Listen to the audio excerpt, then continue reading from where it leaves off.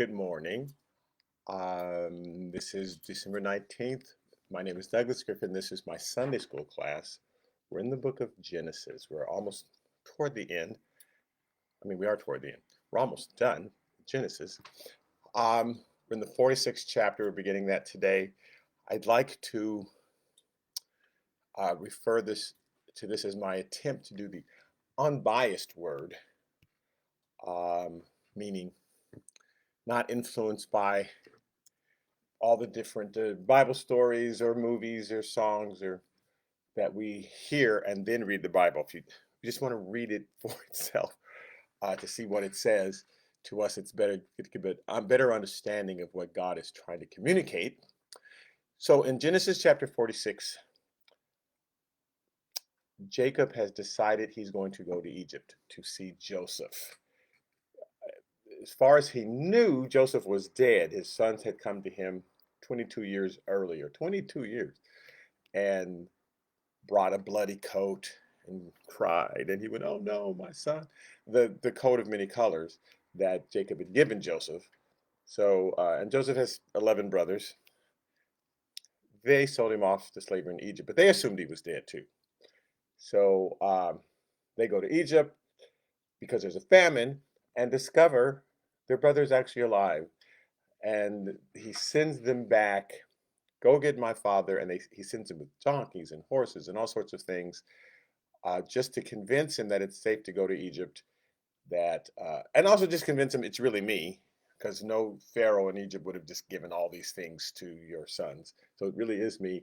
Come on down. Jacob is 130. So that's pretty old to be traveling to Egypt. So he sends chariots but he consents. Okay, I will go. But he has a lot of trepidation, and we're going to look at why he's fearful to go to Egypt, and what that kind of maybe means in our lives for certain things. So I call this the place of the oath, the Genesis chapter 46. So beginning with the first verse, it says, "So Israel took his journey with all that he had and came to Beersheba and offered sacrifices to the God of his father Isaac." So he's on his way from Hebron, which is in southern Israel, to Egypt, but they've got to pass through Beersheba on the way. They don't have to, but it's on the way. So he stops there and he offered sacrifices to God. What is significance about Beersheba? Why did he stop and do this? Because actually, for Jacob, stopping and offering sacrifices anywhere was not his thing. Abraham did that all the time. When Abraham was 75 and God sent him to Israel, the land of Canaan, which later we called Israel, as soon as he got there, first place he stopped, he built an altar to God. Then he traveled, I don't know, 30 more miles and built an altar to God and praised God. And then he traveled 30 more miles and up. Like Israel is dotted with altars that Abraham built to God. That was not a Jacob thing to offer sacrifices to God. He didn't have the similar sort of relationship. He later tells Pharaoh that once he gets to Egypt, like my father and my grandfather, they had a great relationship, but I have lived a rough life. So what is significant then about Beersheba that makes him stop?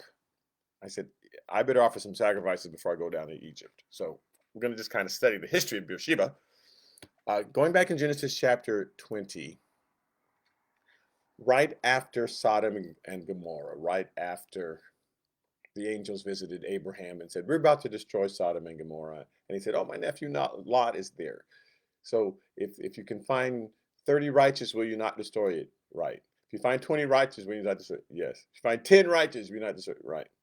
Because they knew there weren't 10 righteous. So, and again, they showed up to tell Abraham what they were about to do. We can't talk God out of what he's about to do. He comes and tells us what he's about to do. And sometimes we get I don't call it a premonition. God tells us, he communicates something that's about to happen.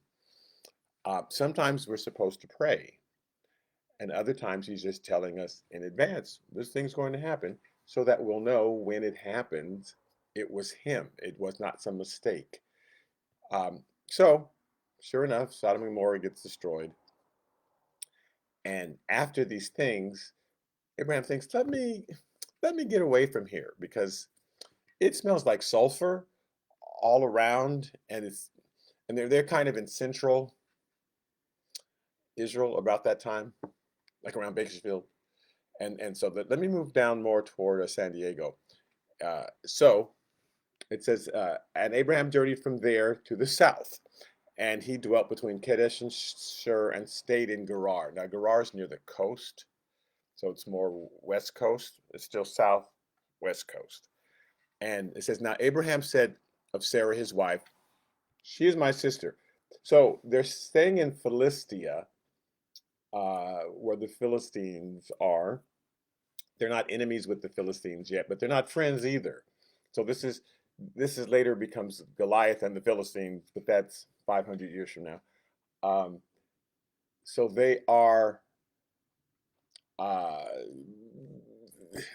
Abraham doesn't know anybody in Canaan, right? Wherever he goes, there's little tribes here, little tribes there, little tribes of people. There's not any one person controlling the whole place, which he and his family later would. His descendants would control all of it. There's just little pockets of people. And so in Philistia, the Philistines, they control this area, and Abraham moves there. But he says, hey, Sarah, tell everybody you're my sister. Now, 20 years earlier, he had done the same thing when he'd gone down to Egypt. Say you're my sister. So, excuse me, 20 years, 20 years. Same story. And Abimelech, the king of Gerar, sent, and he took Sarah because he thinks that's this man's sister. Um, Abimelech is a title like Pharaoh. So Pharaoh, uh, thank you, Susie. I just said, let me check and make sure that, okay. So Pharaoh was not his first name, like Pharaoh Jackson or something. That's his title. And same thing with Abimelech was his title. That's why you keep running to Abimelech's. But so Abimelech, it could have been Pharaoh, king of Gerar, sent and took Sarah. But God came to Abimelech in a dream by night and said to him, indeed, you are a dead man because of the woman whom you have taken, for she is a man's wife. Now, justifiably, Abimelech is upset. Like, I did not know. How was I? He said, this is my sister. Because God came to, you're going to die. So he goes to Abraham I'm in chapter 20 of Genesis. We're just kind of discussing why Beersheba became so important, why Jacob stopped there on the way to Egypt. Abimelech goes to Abraham and says, what did you have in view that you've done this thing? I mean, what did you see in your life that made you do this? Again, we have experiences that are very traumatic, and they often affect how we react to things. So if you were mugged at a gas station, you might have a fear of going to gas stations your whole life. Now, 100 million other people are going to gas stations all the time, not having a problem. But you may say, no, don't go to the gas station because you had a problem there. You have a fear. It doesn't mean that everybody who goes to that gas station is in fear for their life. You had that experience, and so that's how you're reacting. So he's wanting to know what happened to you that you lie like this and say this person's your sister. And he goes and says, hey, I thought that you would have taken her and killed me. So clearly he saw that somewhere in his early life. He saw it happen, and he couldn't get over it. So they decide to make a covenant. Abimelech in verse 14 says, Abimelech took sheep, oxen, and male and female servants and gave them to Abraham. And he restored Sarah, his wife, to him. And Abimelech said, see, my land is before you, dwell where it pleases you. So they're in Philistia, which is in the very southern part of Israel, today's Israel, but they're more toward the coast. So Abraham heads more toward the center of the southern part, and he stops in a place called Beersheba. It wasn't called Beersheba at the time, so the Bible doesn't identify where he stops, but that's where he stops, in Beersheba. Now, he doesn't know if this king is going to come after him because the man said, live wherever you want. So he goes to Beersheba, but he doesn't know. This man may show up with his army, and so he's not comfortable. While he is there in Beersheba, Isaac is born, his son. So Isaac is born in Beersheba. In Genesis chapter 21, verse 1, it says, "And the Lord visited Sarah as he had said, and the Lord did for Sarah as he had spoken." He said, "You're going to be, a year from now, you'll be pregnant. You'll be pregnant. Bless my heart. You'll have a child." So, for Sarah conceived and bore Abraham a son in his old age at the set time of which God had spoken to him. And Abraham called the name of his son who was born to him, who Sarah bore to him, Isaac. So they have Isaac. Isaac is born in Beersheba. He grows up there. I don't mean grows up like to the age 30, but maybe to age 6, 7, 8, 9, 10. He's playing with his older brother, Ishmael. Sarah, like, Ishmael's got to go. And so does Rahab. Is it Rahab? No, it's not Rahab. I'm making that up. Whatever her name was. She's got to go. His mother. Go.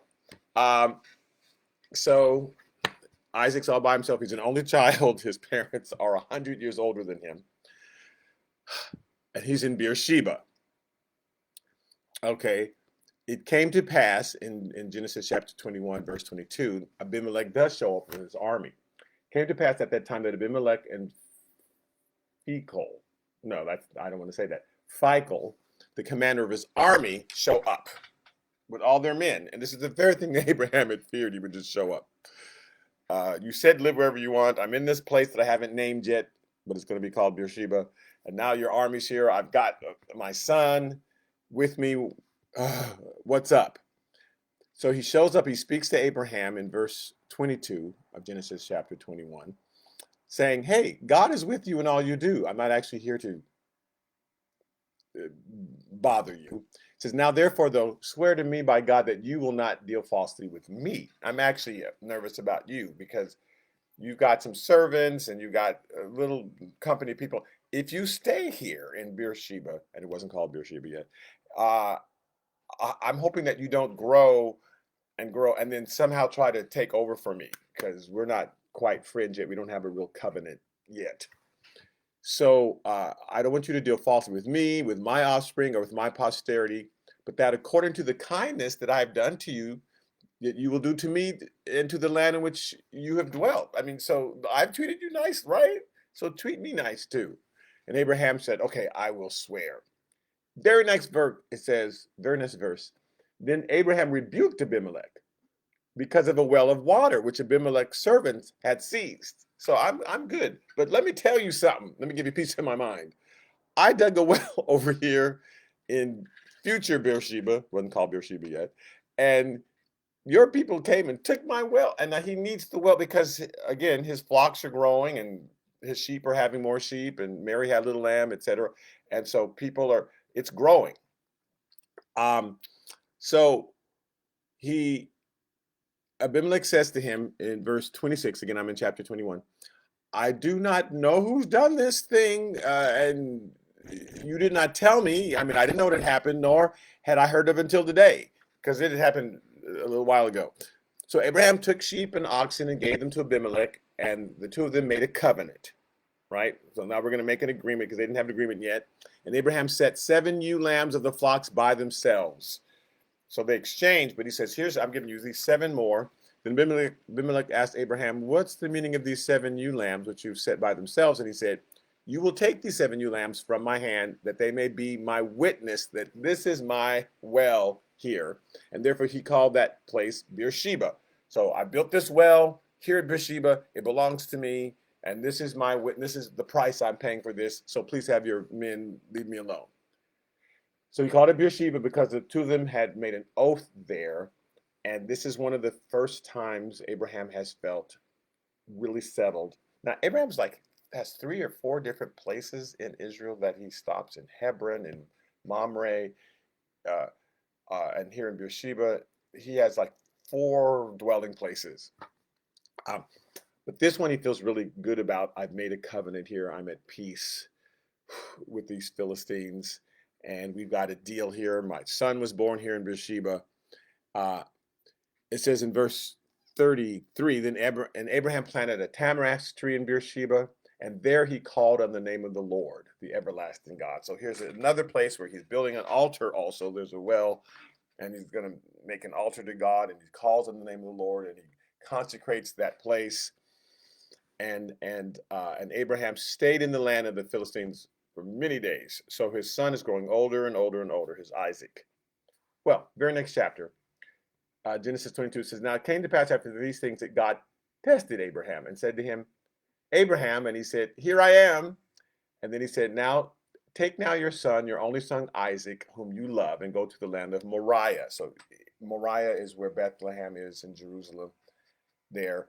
So now he's going to go a little bit north, not way north, but a little bit north, 30 miles or so north to Jerusalem. And I want you to take him and offer him there as a burnt offering on one of the mountains on which I shall tell you. And it's that mountain where the temple was ultimately built, or it was the mountain where Jesus was crucified. They're right across from each other. We don't know which mountain it was. I think actually it was the mountain where Jesus was crucified, because that would make sense. You give your son here on this mountain, and I'll give my son on the same mountain, because God likes to repeat himself, right? It might have been the mountain right across from it where the temple was built, where they do all the sacrifices, because that would make sense too. You sacrifice your son here, and I want all the sacrifices. But anyway, it's up in Jerusalem, one of those, it's in the Mount Moriah area. So he takes his son up there, his son who was born in Beersheba, doesn't tell him where we're going and why.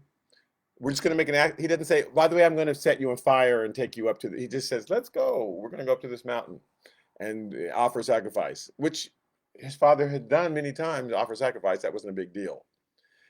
So in Genesis chapter 22, verse 9, it says, "Then they came to the place of which God had told him in Mount Moriah, and Abraham built an altar there." Now, I just want to go back to one thing. I'm sorry, I zipped by this.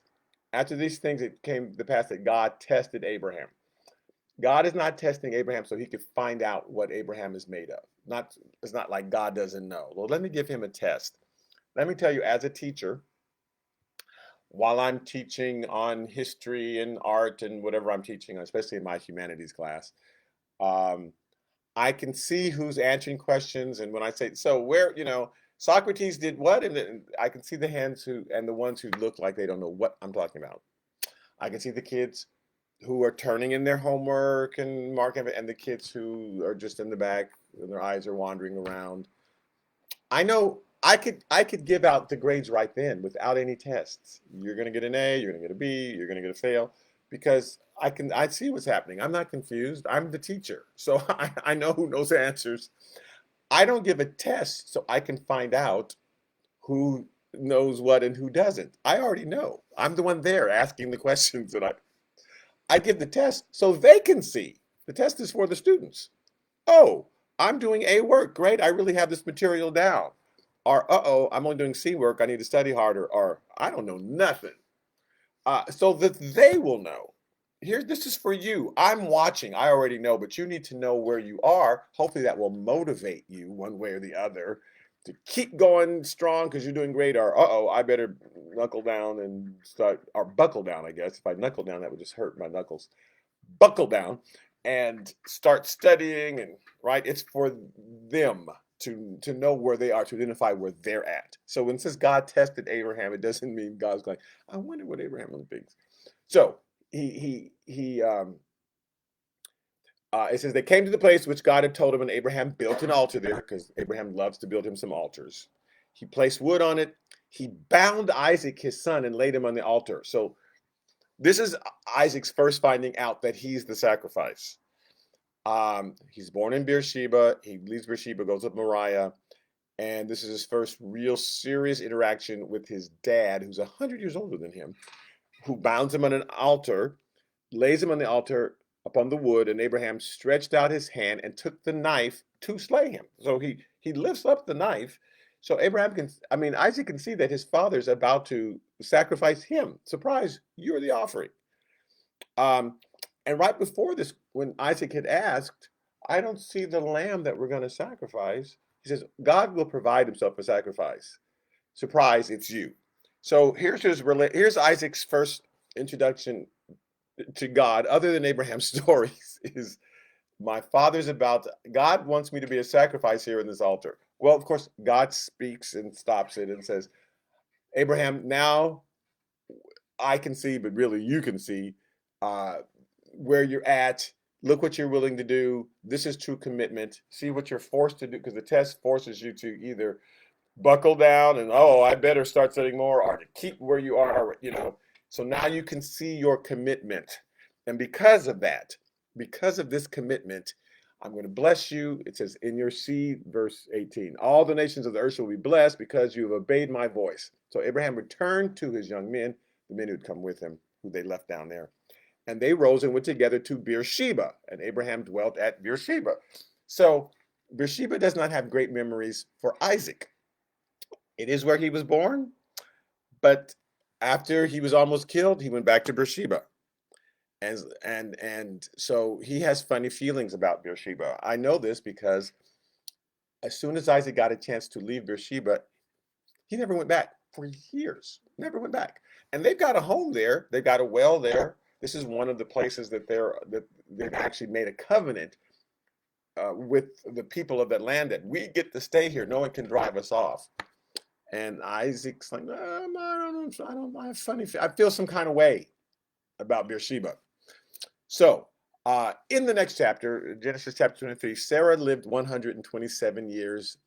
These were the years of the life of Sarah. So she lived 127 years and she passed away. Abraham actually lived to be 175. That's why he got remarried, because he lived another 40 something years. So he married someone named Keturah and they had a bunch of kids. But meanwhile, Sarah died in Kirjath Arba, which is in Hebron, which is also farther north.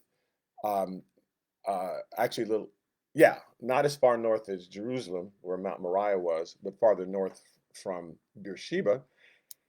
They're living there, and Abraham came and he mourned and he wept for her, and it says in verse 19 of that, he buried Sarah, his wife, in the cave in the field of Machpelah, in Mamre, which is really Hebron, in the land of Canaan. And so they lived there for a while. So this is where his mom dies, where Isaac's mom passed away. So he has actually a fonder memory of that place. Isaac lived most of his life there, as opposed to Beersheba, which is the place that his father took him after he almost killed him. So the place where where I say goodbye to my mother, or the place where my dad almost killed me. Let me decide which place I want to live. So he stays in Hebron and does not go back to Beersheba. He has feelings about it. Now, in Genesis chapter 24, it says, I will make you swear. He sends his servant. I need to get a wife for Isaac. And they're living in Hebron. I need to get a wife for Isaac. And I want to make you swear by the Lord, he tells his servant, the God of heaven and the God of the earth, this is Genesis 24, that you will not take a wife for my son from the daughters of the Canaanites, among whom I dwell, but you shall go to my country, to my family up in Syria. That's where he started out in the area that we call Syria today. But none of these Canaanites, they're all crazy, and take a wife for my son Isaac. And in verse 6 it says, but Abraham said to him, but beware that you do not take my son back there. Now Abraham doesn't know when he's going to die. He may die soon, and he doesn't know how long it would take Eliezer to find a son. So I may not be alive, but if I'm dead, do not take my son out of this land. Do not take my son back there. The Lord God of heaven, who took me from my father's house and from the land of my family, and who spoke to me and swore to me, saying, to your descendants I give this land. He will send his angel before you, and you shall take for wife my son from there. And if the woman is not willing to follow you, then you'll be released from this oath. But only do not take my son back there. We can't leave this land. This is the land that God promised us. So I just again want to remind us, in Beersheba, Isaac's born there. Then a little later, he sees a little confrontation there between Abimelech shows up with his army, but they make a covenant. They call it Beersheba. Am I making that up? No, right. So he sees the conflict there at Beersheba but they take an oath, and this is your land. Oh, good, we can live here. Isaac doesn't live there. So they go find him a wife. He marries Rebecca. He has kids. And now Isaac, Abraham finally does pass away. Isaac has his own kids. but he's living in Hebron. He's not going to live down in Beersheba, even though they own land down there. Not going to live there. Finally, it says there was a famine in the land. Now he's got his kids. He's got Esau and Jacob with him, Isaac, and he takes them with him. Says there was a famine in the land. He says, besides the first famine in the days of Abraham, not that one. This is another one. And Isaac went to Abimelech, king of the Philistines, in Gerar, near the coast. He's still not going to Beersheba. Then the Lord appeared to him and said, do not go down to Egypt. Live in the land of which I shall tell you. Now, again, little Jacob is there.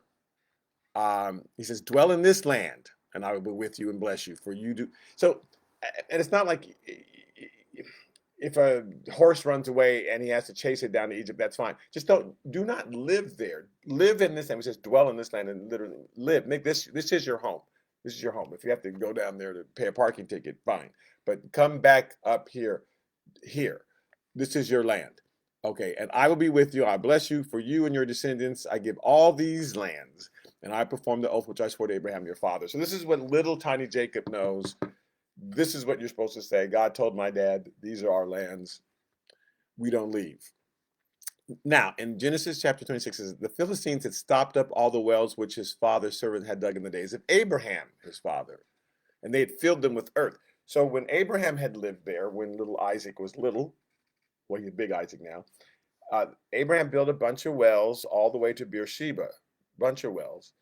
He'd feed his flocks, dig a well, then he'd go a little farther. He got to Beersheba, and it was a wonderful well, full of water. We'll just stay here. This is a great place. Made a covenant. So when he goes back to Gerar on the west coast, again, he's not anywhere near Beersheba, he starts trying to find these wells that his father dug, and they're all filled up with earth, and he's kind of frustrated. So Abimelech said to Isaac, go away, for you are much mightier than me. Like, you have you inherited all your dad's stuff, and you have your own stuff, and you can't use these wells. There's like, why are you in Gerar? Go over there toward Beersheba, basically. There's plenty of land. Like, why are you here? So he sends him away. So it says, then Isaac departed from there and pitched his tent in the valley of Gerar. Now, he's still not going far. He just went to the valley. Like, I still don't want to go all the way to Beersheba. I'll just go to the valley. And he dwelt there. And Isaac dug again the wells of water which they had dug in the days of Abraham his father. He had been there. He was a little kid. He remembered where they were. For the Philistines had stopped them up after the death of Abraham. So it's like, let me re-dig this well and see if I can find that water again. And he called them by the names which his father had called them. Also Isaac's servants dug in the valley and found a well of running water. But the herdsmen of Gerar quarreled with Isaac's herdsmen. Like, no, you can't. You found this. Get out of here. This is our well, right? In fact, he called it, the name of the well, Esek, which means quarrel. And so now there's a great well. He knows where it is, doesn't want to go there because they quarreled with him. So then they dug another well. Now they're on the way from the west coast going central, going east. And they quarreled over that one also. So he called his name Sitnah, which just means big fight, right? And he moved from there and he dug another well, and they did not quarrel over that one. So he keeps going farther east. I don't have to go to Beersheba. They dug another well, and so he called its name Rehoboth because he said, for now the Lord has made room for us. Like, I'm good. They're not fighting, I've got far enough away, and we'll be fruitful in this land. So he's kind of resting with his kids. So he says, then he went up from there to Beersheba. Now, he hadn't been there since he was a boy, and his dad had set him on an altar and raised a knife and acted like he was going to kill him. Brought him back to Beersheba. He hadn't been back since then. Once his mother passed, they moved up to Hebron, and he'd lived there. He'd lived everywhere else. He's finally back to Beersheba. He just went there once he was at peace, just to visit, right? I need to go back to where I was born. And the Lord appeared to him that same night. Now, this is unusual for Isaac. This is only the second time that God had ever spoken to Isaac. God spoke to Abraham every other month. It feels like, how many times God showed him, made covenants and did this. And this is not, Isaac does not have the same relationship with God that that his father did. So he appears to him that night and says, I am the God of your father Abraham. Do not fear. I'm with you. Now, what would he have to be afraid of? He just found a nice well in Rehoboth, whatever you called it. Uh, he's God has finally made room for us, but he goes to Beersheba, and all those old feelings come over him, right? Like God is my enemy. He's having flashbacks. This is where I came after I was sacrificed, almost sacrificed, and God says, "Hey, I'm the God of your father Abraham. We need to have a relationship. Do not fear, for I am with you. I will bless you, and I multiply your descendants for my servant Abraham's sake." So I made a deal with him. You're going to get the same deal. So he built an altar there. He's finally at peace. This is the first altar that Isaac has ever built. Abraham built an altar every 5 verses, and he built an altar there and worshiped God. And he built an altar there and called on the name of the Lord. He built an altar. Isaac never did that. Does he have a funny feeling about altars because he was put up in an altar and the knife came out? Possibly. This is his first altar. So, but God says, hey, we're cool. That was about Abraham. It's not about you. And do not fear. I'm with you. And he makes a covenant with him there at Beersheba. And he comforted him and says he built an altar there and he called on the name of the Lord. This is his first time doing that, where he makes peace with God.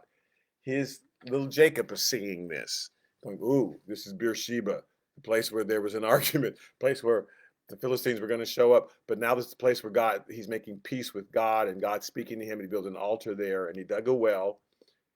I'm sorry. It says, so he built an altar and called the name of the Lord, and he pitched his tent there, and there Isaac's servants dug a well.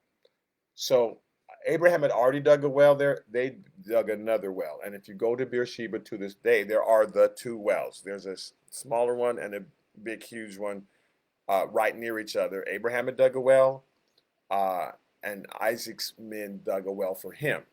No water yet, but he just dug a well. Like, he's trying to get over it. Sometimes you have to, let me go back to the place that gives me the most fear and the thing that just frightens me the most and just deal with it, and I'll dig a well here, and this is going to help me be at peace with this decision to come here. Then Abimelech came to him from Gerar. So now he's showing up with his armies. Now he thinks he's gotten away from him. Abimelech, when they were on the west coast, said, "Get out of here!" And they started traveling east and trying to dig wells. They finally found a place. They dug a well. Then they finally went to Beersheba, the original place, and dug a well. And then I think everything's cool. And then Abimelech shows up with Phicol, his general. He came to him to Gerar with Ahuzah, one of his friends, and Phicol, the commander of his army. So he shows up with a bunch of people. Little Jacob is afraid again. He's seeing his dad and seeing conflicting things. Here is God speaking to him and comforting my dad, and yet here's this army of people are they about to attack us? I don't know. And Isaac said to them, why have you come to me, since you hate me and have sent me away from you? And that's legitimate. Like, I was in Gerar and you said, get out of here. And now why are you here? Are you going to attack me? So it's a place of comfort and fear all at the same time here in Beersheba. And it came to pass, so instead he said, no, I've come to make a deal. I want to make a covenant with you, just like I made with your father. It's okay that you are here. Even though you're scared, even though you're frightened, this should be a place of comfort. And God had basically said the same thing. I know this is out of your comfort zone to be here in Beersheba, but don't be afraid. I'm with you. I know you had a bad experience and you came, related to Beersheba, but I'm with you. Hey, I know it looks like I've got my army here ready to cut you up, but I'm not. I'm going to make peace with you. And it's a similar thing that happened to Abraham. So it says, it came to pass that same day, this is Genesis 26, verse 32, that Isaac's servants came and told him about the well, once they made peace, which they had dug, and said to him, hey, we've got water. Now, God does that on purpose. No water in the well. They just dig a well, no water. Then he comes and he could get in a fight with Abimelech, but instead he makes peace with Abimelech. Now they find water. And please know that God does things like that on purpose. Once we get settled, even though we're uncomfortable in this place or uncomfortable in that situation, if God's leading us there, he says, I know this is a nervous, but I want to comfort you and let you know that it's okay. I'm going to be with you. So now Big Jacob is coming back here years later. Big Jacob has been living up in Hebron. He lost his son. He bought land way far up in Shechem. And Shechem's the place where his two sons, Simeon and Levi, went crazy and killed a bunch of people. But they took that land, and now we own it. I'm really mad that you killed all those people and chased them out of this land, but I am going to take it. And so they had like two pieces of land, Hebron and up in Shechem. And the brothers went up to Shechem, and Jacob sends Joseph, and go check on your brothers, and that's the last time he sees Joseph up in Shechem. Until now, he hears Joseph's still alive. So they've been in Hebron. He's heading down to Egypt, south, and he stops in Beersheba again. And he builds an altar and he prays. This is the place of decision. Like, this is the place of unease, where am I doing the right thing? Am I doing the wrong thing? Abraham went there and made it, and the Abimelech came, and they decided, okay, we're going to be friends. We're not going to fight. Okay, so it became the place of the oath, where you decide, even though I'm uncomfortable, even though this makes me nervous, I know God has settled me in this place, so I'm going to be comfortable here. And Isaac comes back there, and he has a different reason to be uncomfortable. He has a double reason. Abimelech also comes to him with an army, but this is also the place that he came to after he'd been set on the altar. And God's message still was, again, that was about Abraham. That was not about you. I have plans for you. So even though it seemed like you were in a very precarious place, even though it seemed like your life was almost, that's not what was going on. That was not about you. And there are things sometimes that are happening in our life that are not about us. We're adjacent to them, but the lesson is for the person next to us. We just happen to be there when it's happening. Don't take that on. That was a test for Abraham. That was not a test for you. Don't take that on.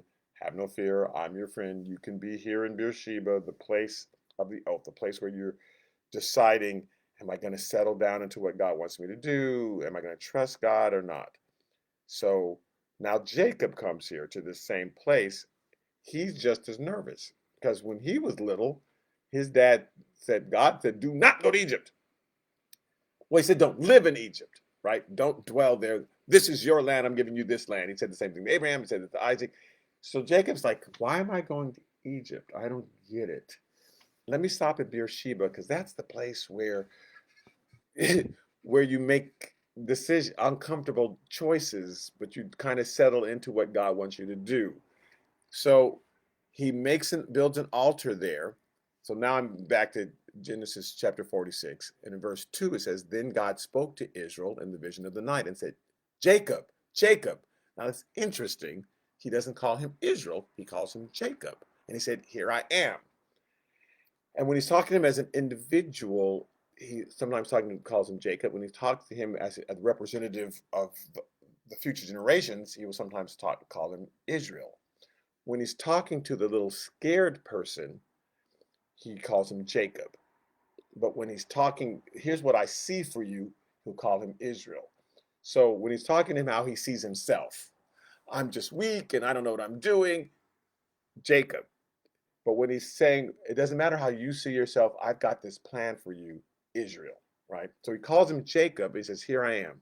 Because let me talk to that scared little boy in you. Just like your father Isaac was scared.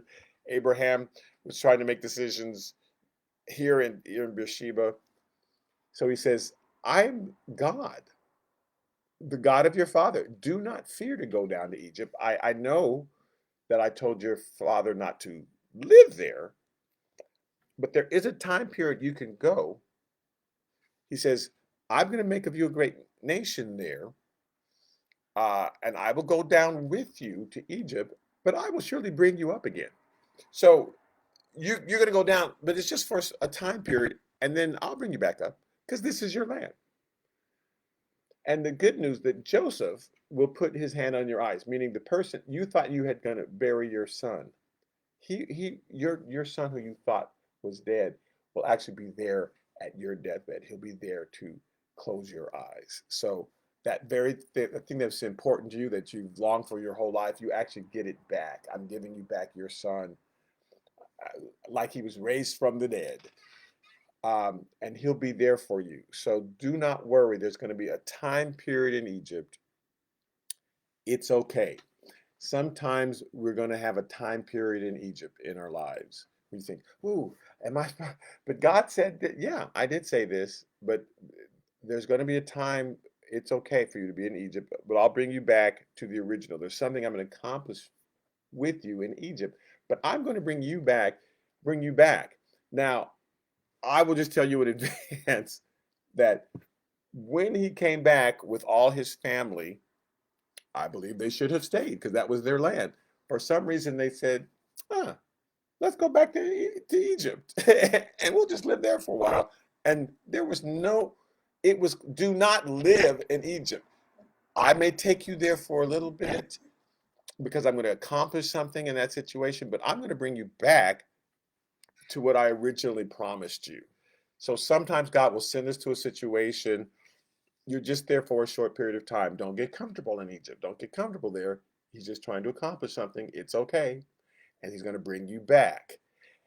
But he makes this prayer at Beersheba because that was a place where all of his Abraham, Isaac, and Jacob all felt uncomfortable. Am I making the right choice? Isaac's thinking, should I stay here in Beersheba? I had a bad experience. Abraham, should I stay here? Is this man really going to give me his land? Can I build a well here and be comfortable? Jacob, should I go to Egypt? Is this and all three answers was yes. You can be. It's okay to make this choice. It is not a permanent choice. It's just this temporary choice. I will go with you to Egypt and I'm going to bring you back. But there's just something I need to accomplish there, and you should come back. So then Jacob, verse 5, arose from Beersheba, and the sons of Israel carried their father Jacob. They had to carry him because he was 130, and the little ones and their wives in the carts, the wagons, which Pharaoh had sent to carry them. So they took their livestock, their goods, and his descendants with him, and his sons and his sons' sons, his daughters and his sons' daughters, and all his descendants. And he went ahead and made that uncomfortable choice to go down there, knowing that God said, just be for a time. There's something I need to accomplish with you there, and then I'm going to bring you back. But basically, there's like 5 more years of this famine. If you stay in this place, your family will starve. If you go to this place where I have already provided for you and have everything set for you, your family will flourish. But do not worry. I will bring you back to the original promise, and you will be safe. So if God has you doing that uncomfortable thing, like, I don't understand, but you can trust that God hasn't let go of his original promise. There's just sometimes a time period in Egypt where he's going to accomplish something there, uh, and then he will bring you back. He will bring you back. So he doesn't tell us what it is, because if he told us what it is, we would try to control it. Uh, and that's always our problem, is we think we know more than God. That was the problem with Adam and Eve. Has God said? Did God say, here's what God was really thinking? And he was like, yeah, that makes I'm so glad that serpent said that to me, because, God's just, and Adam went, look what she's doing. Yeah, I know what God said, but this is, and that's just who we are. So God a lot of times does not include us in on what he's doing because we'll go, well, you know what, a better way to do that, God, is to do it this way, and we'll mess the whole thing up. That's just who we are. So uh, he just says, you can go down. I'm not going to tell you how I'm going to do it, but I'm going to make you great there. And then I'm going to bring you back. Okay, so we're going to go on to the next week to the last part of chapter 46. Again, thank you for listening in. If God's taking you to Egypt for a short period of time, just know he'll bring you back. It's okay. On Wednesdays, we are teaching on the book of John. Oh, and today I'm preaching at my church which is at Good Shepherd MBCLA on Facebook. It'll be about 11:15 by the time I get up, 11:10. If you want to, and we're in the book of Joshua there. We're in Joshua chapter 5. I preach once a month, and this is the fifth Sunday, and fifth Sunday in a row. And so we're in Joshua chapter 5 if you want to tune in. All right, thank you so much again, and I will see or speak with you next week, and some of you on Wednesday.